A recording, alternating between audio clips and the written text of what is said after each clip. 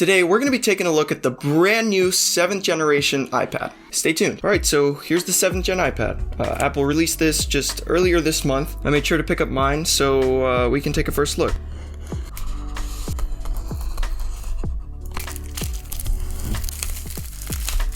Alright, so this 7th gen iPad is a part of Apple's kind of budget line.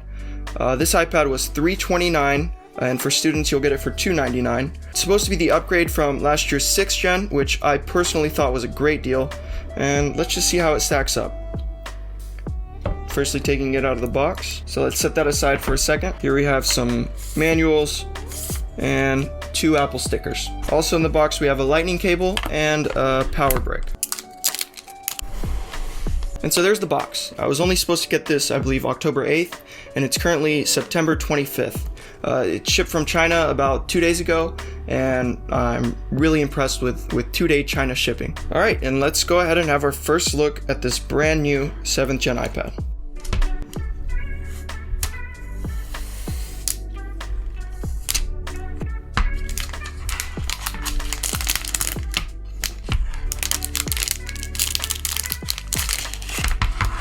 I'm not too impressed with the plastic. And let's go ahead and power her up. Honestly, looking at this screen, to me it really looks great. I like the size improvement.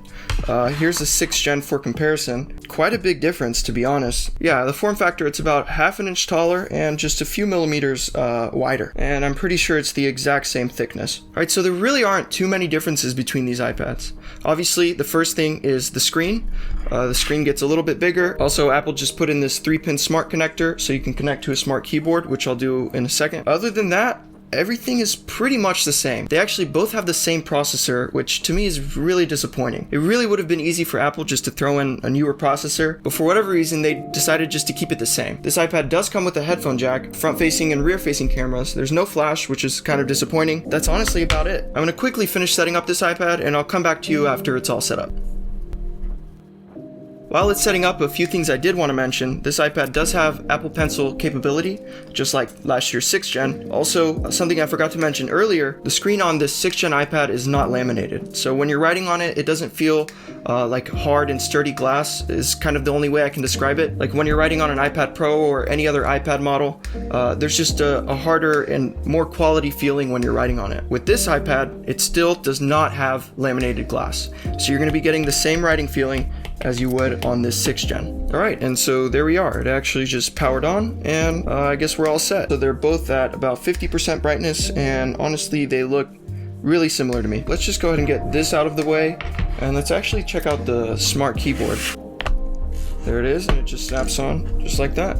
Feels kind of just like my iPad Pro. Just some typing to see that it works well. Yeah. Looks great. So my first impressions are honestly pretty good. The build quality feels really nice. It feels like it's got a very sturdy and well-built design. The screen looks great, and based off of what I know on the 6th gen iPad, it should run everything pretty smoothly. So there you are. That's my unboxing and first impressions of the 7th generation iPad. In the coming weeks, I'll make sure to do a review and definitely a comparison video between this and the 6th gen iPad. Like I said, as of now, I'm pretty sure basically the only key difference is screen size. So if you want a bigger screen and you're willing to pay an extra $50 to $75, then I would definitely say go for this one. But other than that, if you're alright with the smaller screen, currently my first impressions are just to tell you to go with the 6th gen. Thanks for watching, everyone. If you enjoyed this video, make sure to drop a like down below. And also, if you enjoy tech and like saving money, make sure to hit subscribe. I would really appreciate it, guys. And don't forget to hit that notification bell. Looking forward to seeing you guys again next week. And as always, have a blessed day.